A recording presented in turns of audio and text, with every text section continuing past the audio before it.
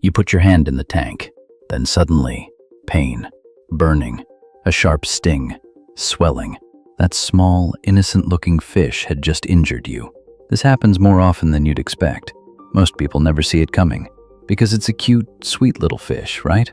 Today we're going to go through these fish one by one, why they're dangerous, what they do, and how they do it. And at the end of the video, there's one fish on this list that can still poison you for up to 48 hours after it's dead. Pictus Catfish. Cute look, venomous spine, silver body, black spots, long whiskers, an attractive fish from every angle. You try to catch it with a net, same thing you always do. Then suddenly, a spine catches in the mesh. It snaps, and it pierces your hand. The spines in the Pictus catfish's dorsal and pectoral fins contain a mild toxin, not a powerful venom, but the pain is real and immediate. A burning sensation in the finger, swelling and discomfort that can last several hours. And if the broken spine isn't removed, the broken tip stays in the tissue and infection begins. Never catch this fish with a net, a smooth-sided container, a soft bag. These are the only safe transfer methods. But this isn't the most painful one on this list, because the next fish bites on purpose. When you first see a pufferfish, you smile. Round body, big eyes, puckered lips, a cartoon of a face. But behind those lips is an extremely powerful bite. A pufferfish's teeth evolved to crush shellfish. It has the jaw strength to crack snail shells, clam shells, even pieces of rock. And a finger means nothing to those jaws. Documented cases among aquarium owners exist. The fish latching onto a finger during care, tearing skin, causing serious bite injury. And once a puffer bites, it doesn't let go. It compresses by reflex. There's also this. A pufferfish's skin and organs contain tetrodotoxin. This is one of the most potent neurotoxins known. There is no antidote. Handling the fish doesn't transfer this toxin through the skin, but if you were to consume it for any reason, that's a very different story. Keeping a pufferfish is possible, but knowing how to handle it is essential. And the next fish on this list has absolutely no tolerance for your hand entering its space. The betta is small. The betta is adorable.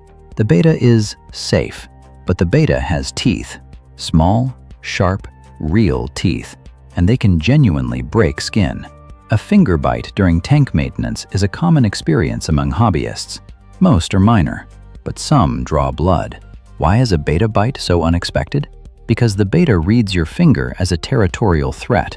When you put your hand in the tank, a stranger has just invaded its space, and the betta responds the only way it knows how. A betta that knows its owner usually won't bite. Trust has been established. But an unfamiliar hand, a new scent, a sudden movement, these triggers fire instantly. It seems like a small bite, but given this fish's jaw structure, it's a surprise. And now we've arrived at the most visually striking, most beautiful, and most dangerous fish on this list. When you first see a lionfish, it takes your breath away. Red, white, and brown stripes, fins fanning out like wings, every movement like a slow dance. One of the most visually captivating fish in the entire aquarium hobby. And behind that beauty is the most dangerous weapon in the aquarium. Hidden among those fan-like fins are spines, 13 dorsal spines. Each one contains a venom channel. When a human makes contact with one of these spines, the channel opens under mechanical pressure. The venom enters the tissue directly. A lionfish sting is not a painful experience. It's far beyond that. Sudden, intense burning, then swelling, then headache, nausea, sweating. In severe cases, difficulty breathing. Medical literature compares this venom to cobra venom. An emergency room visit is necessary, and in some documented cases, finger loss has occurred. But here's the most surprising part. The lionfish is dangerous even after it's dead. A dead lionfish, lying motionless in the tank. You reach in to remove it.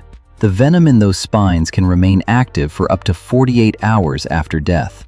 Touching a dead lionfish with a bare hand is just as dangerous as touching a live one.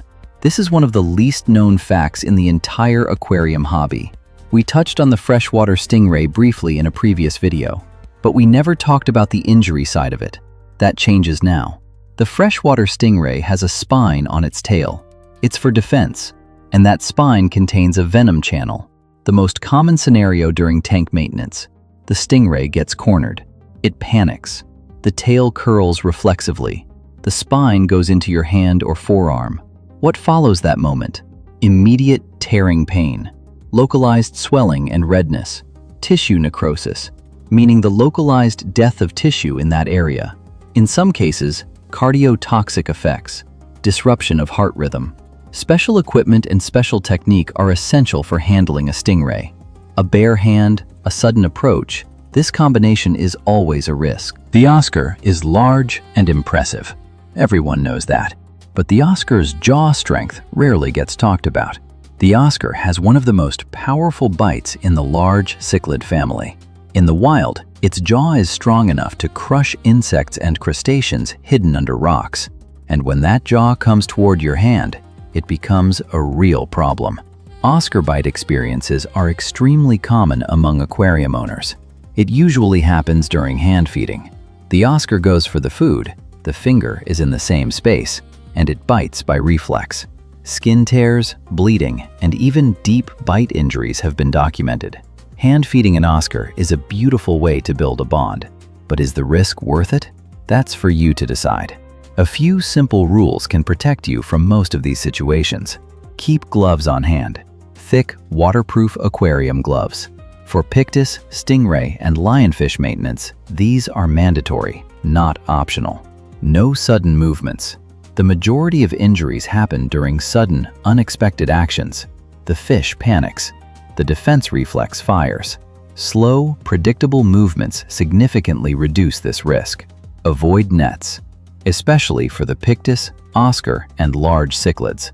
A container or soft bag is far safer. Never touch a dead fish with bare hands, particularly with venomous species like the lionfish. Venom activity continues after death. Use feeding tongs. Hand feeding looks great visually, but with large fish, that habit leads to an inevitable injury sooner or later. You put your hand in the tank. You are doing maintenance. And then, sudden, intense pain. Now you know what happened. Which fish does what, and why the most beautiful, most adorable looking ones sometimes hide the biggest surprises. Do you keep any of the fish on this list? Or have you ever been injured by one? Write it in the comments.